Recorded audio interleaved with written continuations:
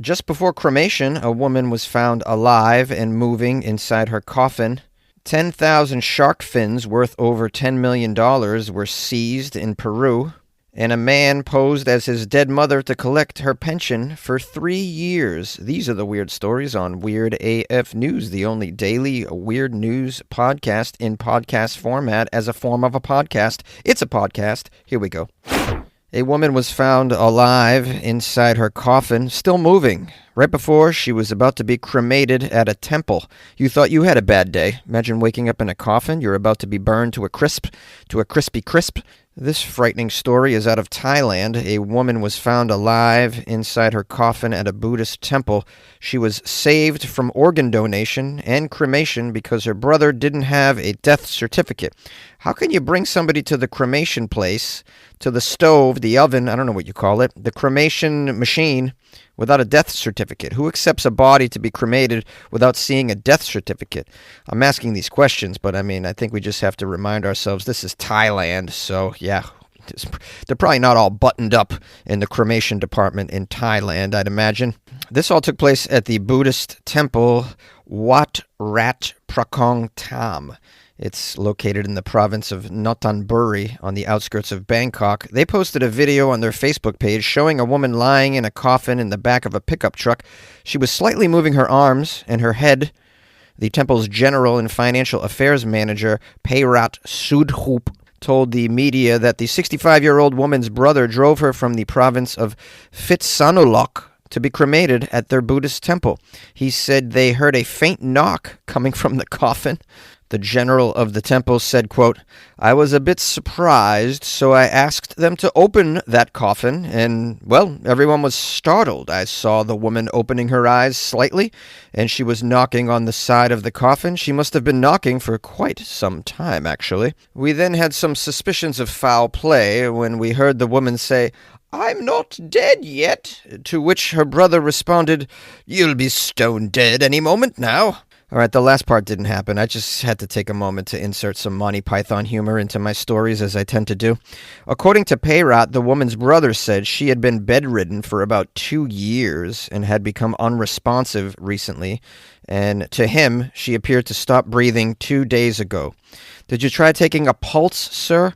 How about, I don't know, this sounds like a stretch, but maybe getting a professional to take a look at her to make sure she's perished?" Maybe that's just too expensive in Thailand. It's just cheaper to just order a coffin straight away and ship her to the Buddhist temple. This is either the dumbest brother I've ever heard of, or he really has some nefarious plans to roast his sister alive for who knows what reasons. Maybe he was going to inherit the banana farm or something. It says the brother placed her in a coffin and journeyed 300 miles to a hospital in Bangkok, to which the woman had previously expressed a wish to donate her organs. Payrat said the hospital refused to accept the woman's body because her brother didn't have an official death certificate. When the brother approached the temple for a cremation, he was also refused due to this missing document, the death certificate. I don't know why you would think you could cremate someone without such a document. Seems awfully strange. It's just like some people have no brains, and along with that, apparently no smartphone. Because you could just look that up, right? Now, the temple manager went on to explain to the brother how to obtain a birth certificate, and that is when they heard the knocking on the coffin. The temple staff assessed her and sent her to a nearby hospital for treatment because she was indeed not dead yet. The abbot said the temple would cover her medical expenses. Oh, that's quite lovely for the temple to cover the medical expenses for her. Wow, imagine that. Organized religion actually helping in the world, spending their own money to help. You ever heard of the Catholic Church doing something like this? Taking care of somebody's medical bills that was dropped off randomly? I don't think so. Now, this article ends by saying similar instances of individuals found alive at funeral homes or morgues have been reported in the past. Yeah, of course. I think I might have covered a couple of them. It's hard to imagine that in 2025 this still goes on, right? There should be no excuse, given our 21st century technological advances in science and medicine, should be no excuse to not identify a person as dead or alive. Back in the day, primitive medicine, sure, you weren't quite sure. In fact, I don't know if you know about this, but they used to hang bells above ground when they would bury somebody and then run a rope or a string down under the ground into the coffin, attach it to the dead person's toe. In case they wake up, they can ring the bell with their toe, and that will alert somebody that they've been buried alive by mistake. But like this was over 100 years ago, so you would think that we have moved on to a better process, a more accurate and thorough diagnosis of a dead, instead of the old Monty Python situation where when you bring out your dead, they're not exactly dead. But, I mean, at least this story has a happy ending where they've actually saved the woman from being cremated or having her organs harvested and donated. Although Thanksgiving at this family's house might be a little bit awkward this year. We just put the turkey in the oven. Oh, yeah? Like you tried to put me in the oven, huh, Jimmy? 10,000 shark fins worth over $11 million were seized in a trafficking bust in Peru. U.S. authorities were involved. They assisted the Peruvian government in seizing an estimated 10,000 individual shark fins destined for China, one of the largest wildlife trafficking operations in Latin American history. In fact, the bust took place 2 weeks ago at an industrial port outside of Lima, Peru, and it led to the arrest of 3 men tied to a transnational criminal network involved in illegal fishing and wildlife smuggling, according to the United States Fish and Wildlife Services. Well, there's a photo here of a large pile of shark fins. I've never seen this image before. It's very alarming to see this many shark fins in a pile. Wasn't on my bingo card for experiences today, but, I host a weird news podcast, so anything's possible. It says the cruelty behind the shark fin trade is well documented. Shark finning, as it's called, often involves slicing fins off live sharks and discarding the mutilated animals back into the ocean, where they die from blood loss, suffocation, or predation. This practice is actually banned in most countries, but persists due to weak enforcement and very high profits. Yeah, it's similar to killing rhinos just for the horns. They cut the horn off and then leave the rhino. I mean, it's just very, very cruel, all because of some soup. Have you heard of shark fin soup? It's eaten in China and I believe Singapore and some other Asian countries. It is pretty tasteless from what I've heard, but it is a status dish. $100 plus for a bowl of shark fin soup is quite common over there from what I've heard. The article describes shark fin soup. It says it's a prized Chinese cuisine associated with status and celebration, according to the nonprofit Shark Stewards. It's a dish that can sell for $100 a bowl and continues to drive a very lucrative black market over there. Despite growing awareness and some regulatory crackdowns, the global demand for shark fins sadly remains strong. The United Nations estimates the illegal wildlife trade generates up to $20 billion annually, rivaling the drug and arms trade in scale and sophistication. We have a quote from Luke, who is the director of a shark conservation. He says, "The billion-dollar fin and meat trade is driving the extinction of iconic shark and ray species. Now more than ever, critical action must be taken before it's way too late." He mentioned ray. Does he mean stingray? I've eaten stingray. Does this mean I'm contributing to this illegal meat trade? I ate stingray in Singapore, but from my understanding, it was completely legal. I have to say, it was quite delicious. Am I a bad guy now?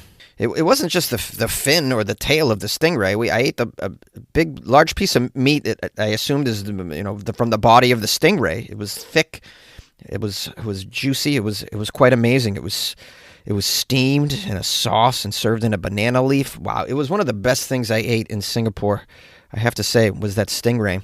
From my understanding, it's common and okay to do that. All right, I'm Googling this so that I can sleep better at night. It says eating stingray not illegal in Singapore. In fact, it's popular and a common local seafood dish. A well-known dish is sambal stingray, also known as spicy banana leaf stingray. Yeah, that's what I had, spicy banana leaf stingray.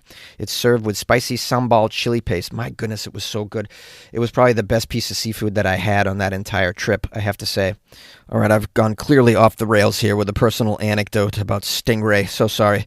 Let's finish the article. Authorities say this criminal network purchased the shark fins from Ecuadorian fishermen and laundered them through falsified documents claiming the catch originated in Peruvian waters. Once dried and stored in Callao, Peru, outside of Lima, the fins were prepared for export to China. The U.S. Fish and Wildlife Service, in close partnership with the Peruvian National Police, is taking decisive action to dismantle this illegal shark fin trade. Together, they are committed to protecting sharks and preserving the health of our oceans for future generations. Well, that's a nice, sort of a positive story. I mean, it's sad about the shark fins and what's going on in that black market, but it's nice to know they're on the case. They're trying to prevent more of this from happening. And maybe I'm going overboard here, but it would seem to me that these horrible, evil individuals that are running this black market shark fin operation ought to be fed to the sharks. Too much? Too soon? And Doug. Here we have the Limu Emu in its natural habitat, helping people customize their car insurance and save hundreds with Liberty Mutual. Fascinating. It's accompanied by his natural ally, Doug. Limu, is that guy with the binoculars watching us? Cut the camera. They see us. Only pay for what you need at libertymutual.com. Liberty, liberty, liberty, liberty. Savings vary. Underwritten by Liberty Mutual Insurance Company and affiliates. Excludes Massachusetts. An Italian man dressed as his dead mother in order to claim her pension for years. An Italian man is under investigation for benefits fraud, also hiding a dead body, after he allegedly dressed up as his dead mommy. And he also mimicked her hairstyle with a wig and wore makeup and jewelry in order to personally claim her pension in what I'll call the Mrs. Doubtfire sequel that we didn't know that we needed. Everybody familiar with the movie Mrs. Doubtfire, where Robin Williams plays a female maid to hang out with his children? It's a lovely movie featuring a drive-by fruiting. Well, this man, in a similar vein, dressed up as an old woman. He's from Borgo Vergilio, which is close to the northern Italian city of Mantua. He allegedly claimed thousands of euros in pension payments after the death of his mother in 2022. Instead of reporting his mother's death, he allegedly hid her body inside the home. Ugh. It's a little gruesome, huh? It's also a very harebrained scheme. What is, like, it's a cartoon character, some Three Stooges episode? Putting a wig on and dressing up as a lady to go get the pension funds. I mean, this is very Florida man of this Italian man, I'd say. Let's get the details. We have a 56-year-old man who allegedly disguised himself as his mother in an attempt to renew her identification card at the local council office earlier this month. That's when the police were alerted by a suspicious member of staff. Authorities compared an official photo of the woman with that of her son. Police then inspected the man's home and found the mother's body hidden in the laundry room. Sad. We have a quote here from the mayor of Borgo Vergilio. His name is Francesco. Of course, it's Francesco. Francesco Apporti. Francesco said that the man shuffled into the council office dressed as an old woman, and he wore a lipstick, a nail polish, jewelry, and old-fashioned earrings, and he had a dark brown bob of hair. The man tried to imitate a female voice, but occasionally a few masculine notes slipped out, and that is when we knew imposter. I love he tried to imitate the mother's voice, but it was too masculine. I'm here for my pension. Excuse me, I am here for my pension? Oh, mamma mia, I forgot my ID. I don't know where it is. I don't know where it is. I mean, you think you would have practiced that? You know, if you're going to go through the whole trouble of getting a wig and making your face look like your mother's face. In the photo, he does, in this getup, kind of look like his mother. There's a side-by-side photo. So you figured just get the voice right. But, you know, people that try this, they're always so stupid. Now, upon closer inspection, it says the council staff member noted that this man's neck, quote, was a bit too thick, and even the wrinkles were strange. And he added that the skin on his hands did not seem to be that of an 85-year-old woman either.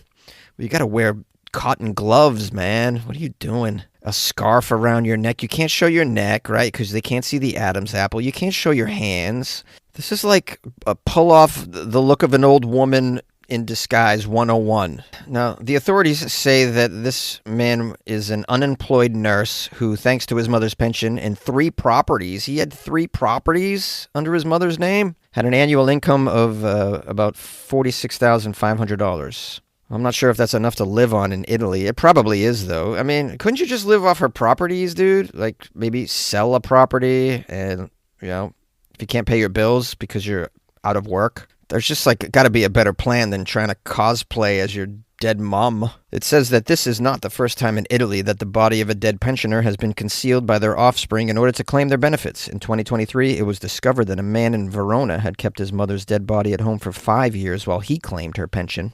And a similar discovery was made that same year in a town in Puglia. In that case, a son had managed to hide his father's body at home for 10 years. 10 years? You had your father's dead body in hiding? 10 years? Man, this dude really supersized this scam, I'd say. This seems like the thing to do in Italy. Just pretend you're a dead person and get some checks. But I mean, is it worth it? At the end of the day, you gotta know that your dead dad is in the laundry room or whatever, or your dead mom's in the closet next door, or on the roof. I don't know where you keep dead bodies. They don't smell very good. You got to deal with that for like a couple years. I mean, there's not enough deodorant on the planet to make that okay. Like, I don't get it.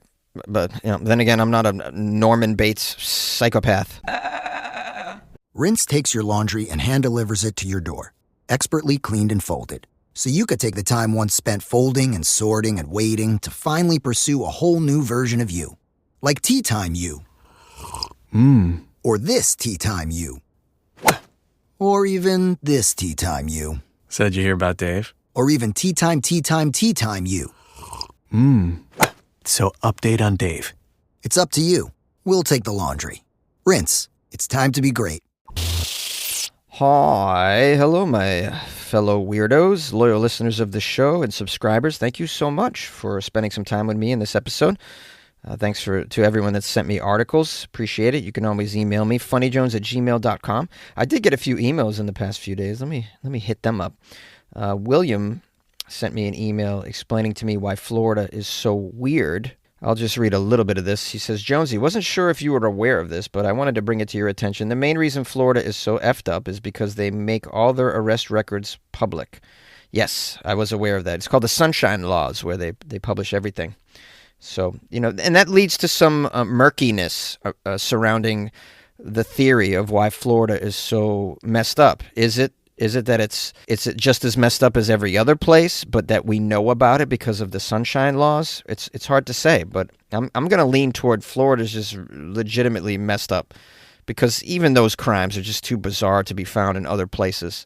William goes on to say, they made all arrest records public in an attempt to publicly shame people, presumably to get them to leave the state, but it seems the opposite has happened. People without drugs or legal or behavioral issues wind up leaving Florida, and people who lose social mobility due to having their arrests made public in Florida lose the ability to leave, and Florida fills up with nut jobs. Oh yeah, that probably also is happening. Yeah, because you lose the social mobility because of your public record, and then you're kind of stuck there.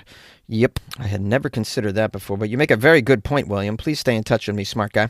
I got an email from Sandy and Andy in the UK, and they were helping me pronounce words like Altrincham, which apparently is pronounced Altringham, and what I thought was mither apparently was pronounced my-the.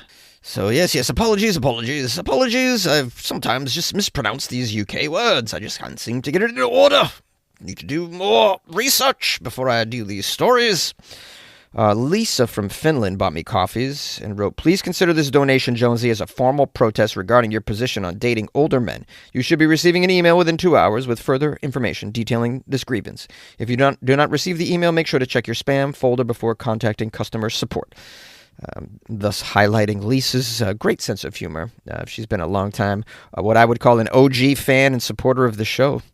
Has bought me so many coffees I can't even count.